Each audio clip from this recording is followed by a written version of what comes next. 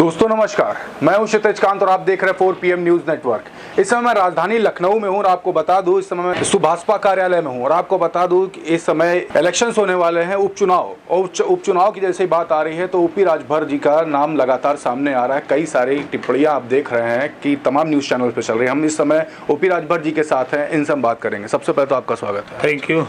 ये जानना चाह रहे हैं, अभी लगातार देख रहे हैं उपचुनाव की जैसे ही बातचीत आ रही है तो अभी जैसे देखा महान दल ने गठबंधन समाजवादी पार्टी छोड़ दिया, तो क्या सुभाषपा भी ऐसा कुछ करने वाली है? नहीं, समाजवादी पार्टी गठबंधन से कोई नाराज नहीं है।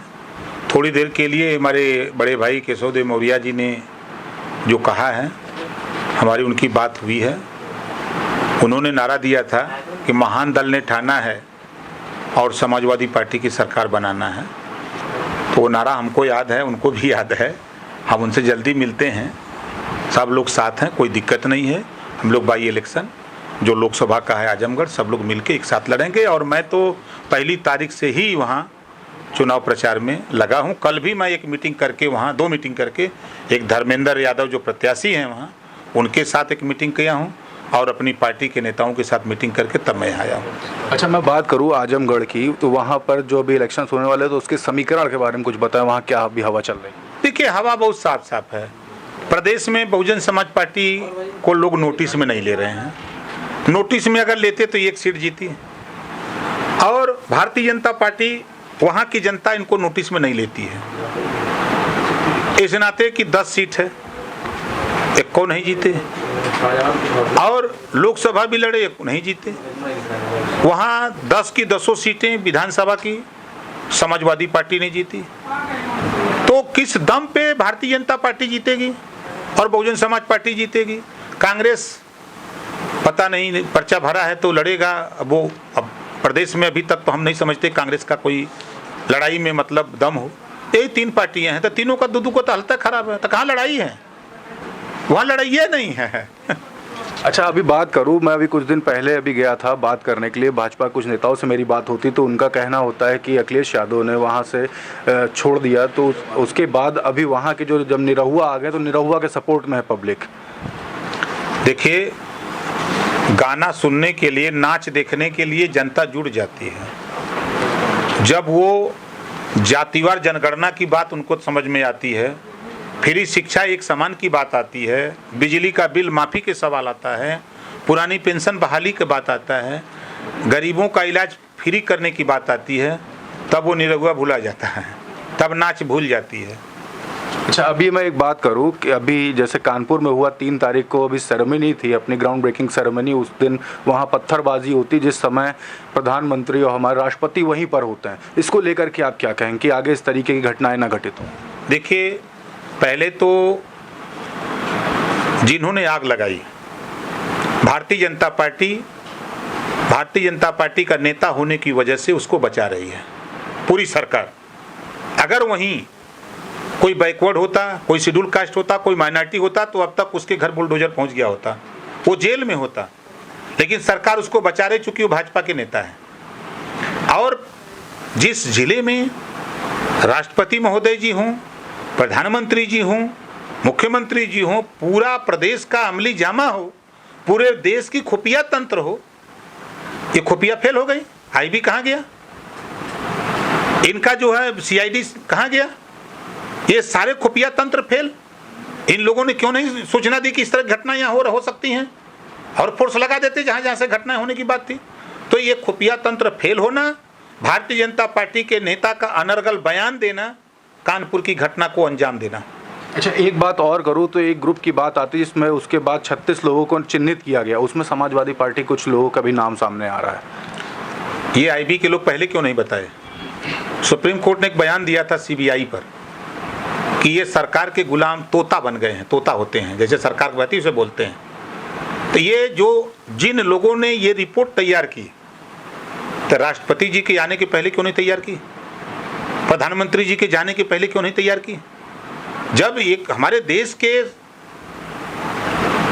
प्रधानमंत्री जी और राष्ट्रपति जी वहां मुख्यमंत्री जी प्रदेश के हों, और खुफिया तंत्र कुंभकर्ण की नींद सोया हो, घटना के बाद जागा, अब उसको लग रहा कि ये हुआ, तो घटना के बाद आपको कौन बता दिया? आपको कौन सा मशीन मिल गई? यहाँ कभी कभी हमने सुना है, देखा भी है, पूर्व डीआईजी बयान देते हैं पुलिस के बयानों पर कि अरे यार कम से कम कोई दूसरी घटना गढ़ के बताओ। कोई बम ब्लास्ट होता तो पर्च फला अलकायदा फला बयान फला ने एक घटना कर दिया, उसमें आपकी सुई चट से अलकायदा या फला नहीं मुसलमान के यहाँ पहुँच जाती है, तो घटनाओं के पहलुओं कहाँ रहती है सुइया? तो ये पूर्ण रूप से भारतीय जनता पार्टी के नेता के अनर्गल बयान और खुफिया तंत्र की नाकामी की वजह से ये घटना हुई है। अच्छा, एक बात और करूँ, अभी बात हो रही, जैसे अभी आजम खान की बात कर लूँ, शिवपाल सिंह की बात कर लूँ, तो कहा जाए इनमें आपस में अखिलेश यादव के साथ में कुछ अनबन चल रही है, और दूसरे बीच इस समय सत्र चल रहा था, उस दौरान भी कहते हैं कि अखिलेश यादव को शिवपाल जी से नसीहत लेने की ज़रूरत है। इस पर क्या कहें? देखिए, पहले तो कोई नाराज नहीं है। चुनाव के पहले आप भी हमसे सवाल किए थे कि चाचा भतीजा का क्या होगा।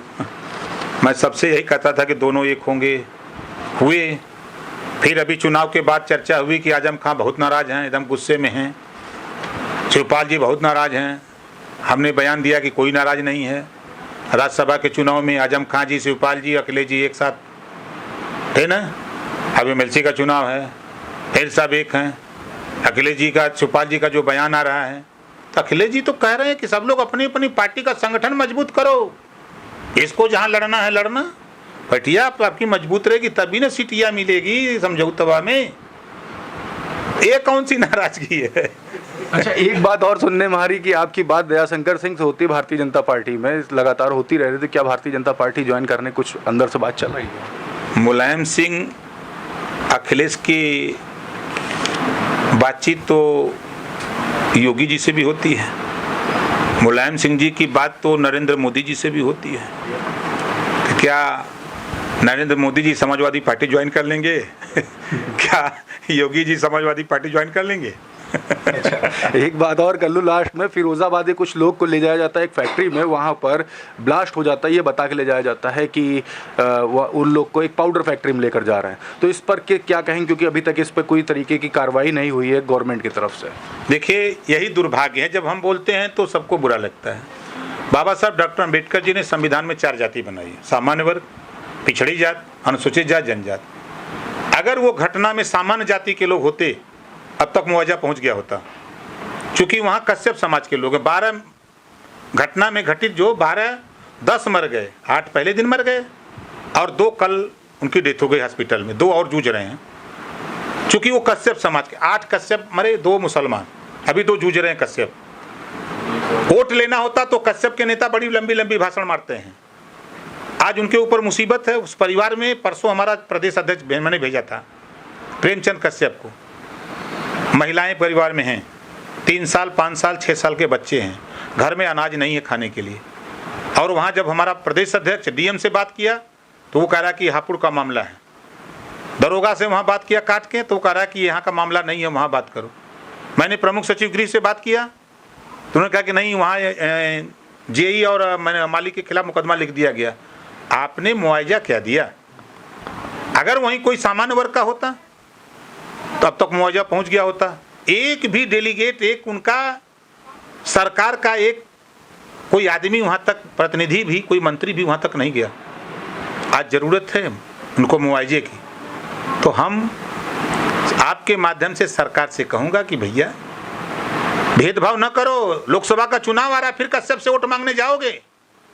वो कश्यप, ये आग की तरफ फैल रहा है कश्यप, एक आदमी नहीं 10-10 कश्यप की डेथ हुई है, आप मुआवजा नहीं दे रहे हो, ये गलत बात है। 50-50 लाख रुपया उस मृतक परिवार को जो हॉस्पिटल जूझ रहे हैं उनको 20-20 लाख रुपया इलाज कराने के लिए सरकार दे। नहीं देगी तो ओम प्रकाश राजभर पूरे प्रदेश में आंदोलन कराऊंगा, जिम्मेदार सरकार होगी। अच्छा, लास्ट में एक चीज़ और कहूँगा, आज की डेट में प्रेस कॉन्फ्रेंस आपने रखी, इसका मुख्य उद्देश्य क्या था? मुख्य उद्देश्य यही है, पहला तो आपको मैंने अभी भी बताया, दूसरा बिहार में मुख्यमंत्री जातिवार जनगणना का ऐलान कर दिए, तो उत्तर प्रदेश में जातिवार जनगणना क्या? अपना दल यस, जो भारतीय जनता पार्टी सरकार का अलायंस है, निषाद पार्टी भारतीय जनता पार्टी गठबंधन का अलायंस है, क्या इनके पास दम है पिछड़ों के हक की बात बोलने की? क्या ये भारतीय जनता पार्टी सरकार से ये बोलेंगे कि जातिवार जनगणना कराई जाए, कि खाली वोट दिलाने के लिए निकलेंगे? चाहे वो अपना दल यस के हों, चाहे निषाद पार्टी के लोग हों, ये लोग दबाव बनावें, नहीं तो जनता को जगाऊंगा कि पूछो इनसे जातिवार जनगणना के लिए सवाल पे। तीसरा, आज 10 जून जब देश पे विदेशी आक्रमण होते थे, देश को गुलाम बनाने की साजिश हो रही थी, तो विदेशी आक्रमणकारी भारत पर कब्जा करने के नियत से आया, कोई राजा नहीं टिक पाया। तो उस समय महाराजा सुहेलदेव राजभर जी ने तलवार और ढाल पकड़ी और नानपारा मैदान बहराइच में 10 जून 1034 को वहीं उसको मौत के घाट उतार दिया। भगवान राम लंका में जाकर के रावण को मारते हैं तो दीपावली मनाई जाती है। और देश को गुलाम बनाने से महाराजा सुहेलदेव राजभर जी ने बचाया, देश की एकता अखंडता को बचाया, कायम किया। 167 साल तक विदेशी आक्रमणकारी इधर ताका नहीं। ऐसे राजभर महाराजा सुहेलदेव जी के वीर गाथा इतिहास को देश के इतिहासकारों ने लिखा। तो आज हमारी पार्टी सुहेलदेव भारतीय समाज पार्टी पूरे देश में विजय दिवस मनाने के लिए 10 जून को 10 दीपक जलाने का ऐलान हमने गांव-गांव करा रखा है। आप लोगों के माध्यम से भी जहां संदेश नहीं पहुंचा वहां संदेश पहुंचाने के लिए कि ये वो राजा हैं जिन्होंने देश को गुलाम होने से बचाया। जब इस देश में इतिहासकार इतिहास नहीं लिखा, जे मेहरारू के पीछे लड़ल बा ओकर इतिहास लिख दिए। राम रावण की लड़ाई सीता बदे, कौरव पांडव की लड़ाई द्रौपदी बदे, अलाउद्दीन हिंदल की लड़ाई रुपवा बिलवा चनवा बदे, ये लोग का इतिहास बा। लेकिन महाराजा सुहेलदेव जी के जो देश की एकता अखंडता, देश को गुलाम होने से बचाया, ऐसे राजा का इतिहास इतिहासकारों ने नहीं लिखा। तो 20 साल से हम इनके इतिहास को लेकर के उजागर करते हैं और इसी उद्देश्य से आप लोगों को इधर बुलाया गया था। बहुत बहुत धन्यवाद, बहुत बहुत धन्यवाद। आप देख रहे थे ओपी राजभर जी से हमारी बात हो रही, तमाम मुद्दों पे बात हुई। कैसी लगी आपको कमेंट बॉक्स में ज़रूर लिख करके बताएं और आप लोगों से गुजारिश जिन्होंने मेरा चैनल अभी तक नहीं सब्सक्राइब किया, सब्सक्राइब जरूर कर दें। मैं हूं क्षितिज कांत, कैमरा पर्सन शुभम के साथ 4 PM न्यूज़ नेटवर्क के लिए। धन्यवाद।